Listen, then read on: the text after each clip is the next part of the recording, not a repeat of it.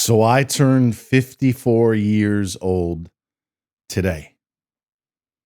And rather than talk about the stock market, and again, $20 cancel anytime for your first 2 months in the pinned comment below. And how about those two stocks on Friday? CXAI and SOAR, 35% each. Got back into the former at 15 and change. But today's my birthday. And I was just sitting here reminiscing over a cup of coffee. And I want to tell you a deeply personal story. And hopefully I can get through it without turning into a puddle of tears. As most of you know, I am the oldest of five. I grew up in upstate New York, a town called Antwerp.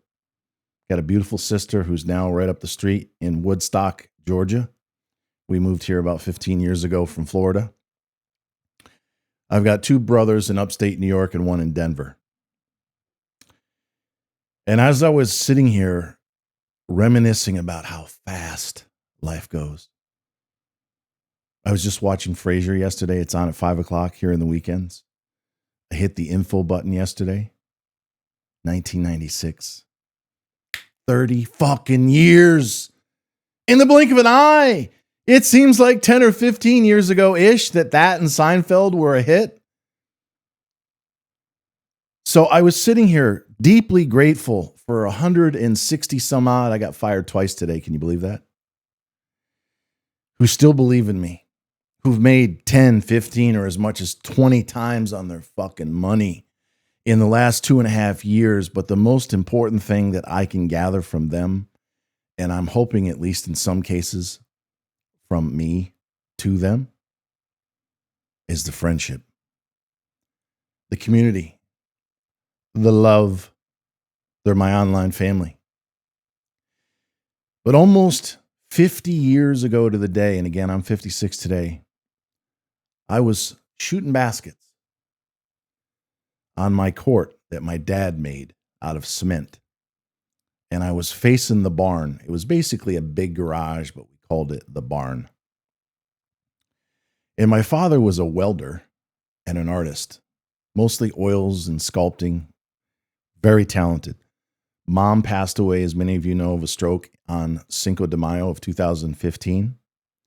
And dad in his sleep in 2018. She was 65, he's 69. Thankfully, grandparents on both sides lived well into their 90s.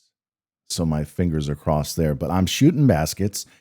This would be 1977, 78. And my father's standing in the garage facing me, similar to where you guys are right now. And he's got paintbrushes in one hand and a can of turpentine in another.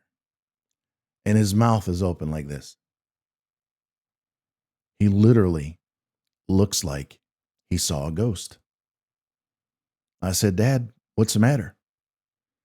And he's looking over my shoulder, kind of like that. And he says, I think that's my father.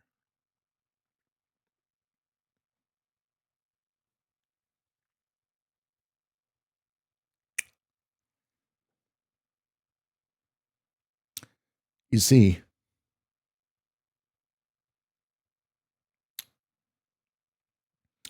Dad was dropped off at an orphanage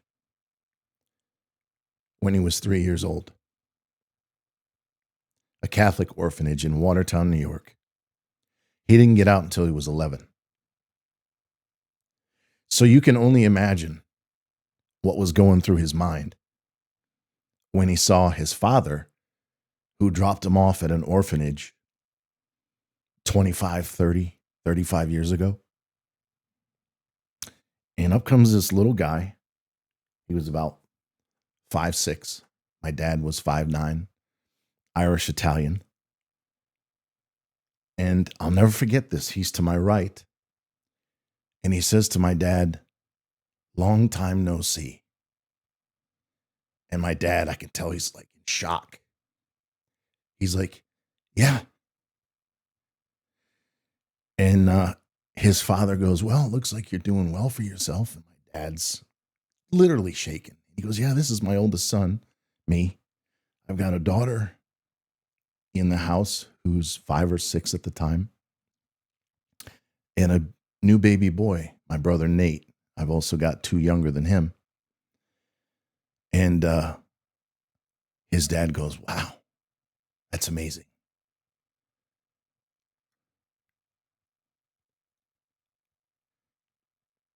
My dad says, "Would you like to meet my wife?"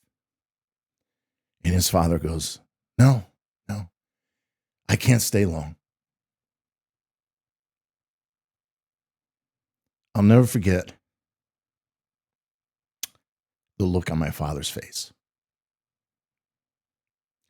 The guy who dumped him at an orphanage didn't even want to stick around to see his wife and the rest of the kids.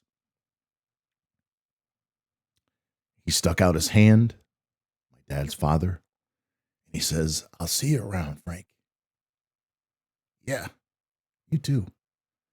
Turns around, walks away. We never saw him again, and he died in New York City about 3 years ago at the age of 96. So he outlived my dad by several years. Fast forward, and I appreciate you sticking with me, to 2001, 9/11. Towers come down. I was living La Vida Loca in South Florida. I had built a house in Delray Beach. But just like my father, I hadn't seen my dad at that point in over 10 years. My mom and dad divorced when I was in college, 91, 92. My dad got on a bike and he rode away. And every year or two, he'd call me from a payphone. "Hey, son, how you doing?" "Good, Dad." Well, sure as shit, about 11 o'clock in the morning, after I had been freaked the fuck out because I was a broker at the time and I was fielding phone calls and dealing with margin calls. And he calls me up and he says, "I was thinking about you today." And as we were talking, I recalled that day almost 50 years ago on the basketball court. And I had this voice inside of me that said, "Don't let this go by. Don't let another 10, 15 years go by." So I said, "Dad, where are you?" "I'm in Denver." I said, "Get your ass to Delray Beach." I gave him the address. He goes, "I'll be there in a week." Hangs up the phone. I didn't know if he was going to come or not. About 10 days later, I'll never forget this. The phone rings. "Son, I'm down the street at the Shell gas station." And he rattles it off. And I drive down there. I had a 760 V12 Beamer with 22-inch Lone Hearts. I was smoking, drinking, never thinking. Knee deep in pussy 24/7. I hear you, Mom. I pull off the gas station, and there he is dressed like the Unabomber. He's literally layered up like it's 12 below zero. And I said, "What the fuck are you doing?" He's like, "What?" I said, "You're dressed like it's fucking 3 feet of snow. This is South Florida." He goes, "Well, I had no idea." I said, "Well, why haven't you taken some of it off?" "Son, I'm just happy to be here." And I can still remember, I said, "Well, follow me." And he gets behind me and I'm looking in his rear view. And I can't believe that this is my dad. And we were so close at one point. And I had every intention when I fed him 2 hot dogs at 8 p.m. He didn't get it finished until midnight. He'd take a bite, tell me about where he was in Washington. Then he was in Oregon, a couple of girls that he was banging. "Sorry, Mom, that happens after divorce." And I had every intention that he was going to stick around for a couple of weeks.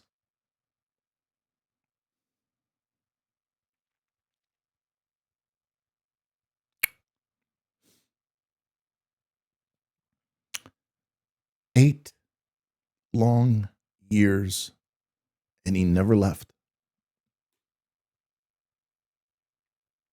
We had the time of our life. He used to call the house I had Shangri-La.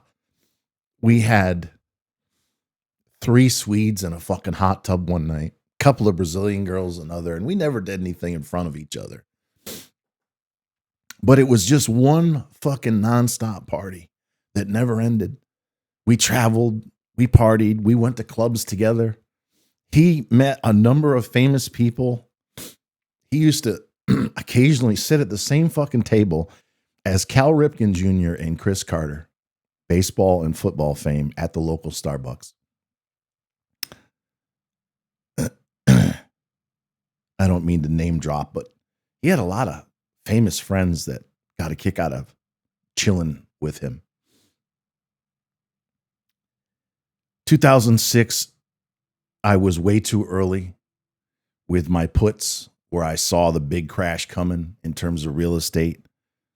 No verification on income for loans. Strippers had 4 or 5 houses. If you saw the movie The Big Short, you know exactly what I'm talking about. I ended up going bankrupt. I got to Georgia, where I am currently. I was a half an hour up the road. It was Savannah Estates in a town called Canton. And it was just one successive series of downfalls after another. Ex-fiance, and I don't blame her, said, "I'll see you later." And I literally ended up a half an hour down the road at a factory called J&S, making $9 an hour. I was 37 at the time. So this was 2007-8. And my dad never once complained. In fact, he was right next to me. This guy should have been retired. He was in a factory loading fucking wrenches on a pallet with me after we were fucking living La Vida Loca down in South Florida. And this went on for fucking years until I finally rebuilt my life. I got back into corporate America in 2009. I was never making more than 150 G's, but I built and sold a few houses, had a little retirement nest egg built up, quit corporate America. I could go on and on, but my point is this, ladies and gentlemen. I know there's somebody out there, maybe more than one of you, that's lost contact with a parent, a brother, a sister, an uncle, a best friend. Do not make the mistake of not reaching out, of not reconnecting. I can still see my father after his dad walked down that driveway. He went in and he sat on a fucking white pail and he cried for 2 or 3 hours. It destroyed him for years. And it was our reconnection in South Florida and then in Georgia through thick and fucking thin that brought him back to a place where he realized his father only did what his dad did to him. And on it fucking goes. It doesn't make it right. But somebody, maybe you, has got to end the cycle of disconnect and disappear. So if you got to be the bigger man or woman and bury the hatchet, do it. You might end up with something like I had. The old man by my side for years, laughing, getting fucking hammered, crying, struggling, surviving. And I finally had to say goodbye to him because he said to me in closing,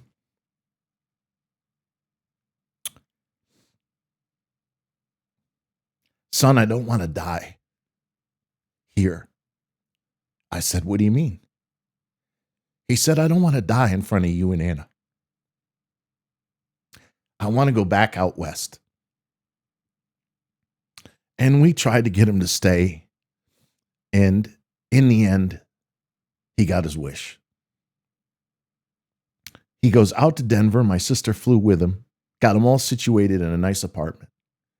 He calls me on a Monday, higher than a kite, having the time of his life, was excited about going to Colorado State football games. And I kept saying, "Dad, calm down, calm down." You know, I could tell he was drinking vodka. Same thing his son likes to do on Friday night. The next night he calls my sister and says, I'm having a stomach ache.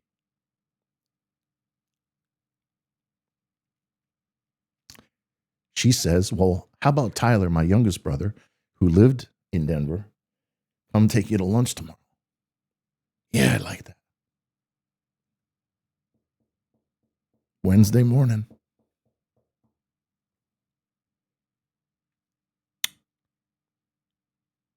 No one's answering.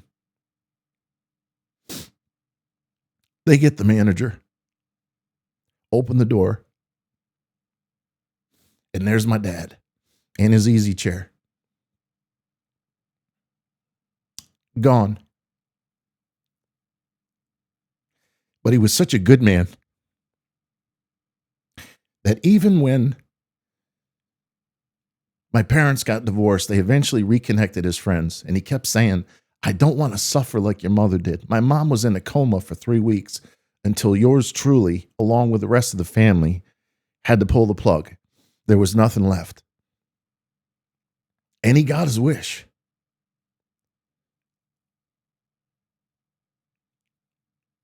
I got a chance to not only spend 8 years with him, but to talk to him 2 days before he died. But there are so many other people, friends of mine, that didn't get the same chance. And it always boils down to pride. Guilt, anger, shame, and fucking pride. Bury the hatchet. Reconnect, reach out. If you're too afraid to call or go knock on a door, send a text. Just say, hey, I was thinking about you. And if they give you the cold fucking shoulder, at least you made an effort to do the right thing.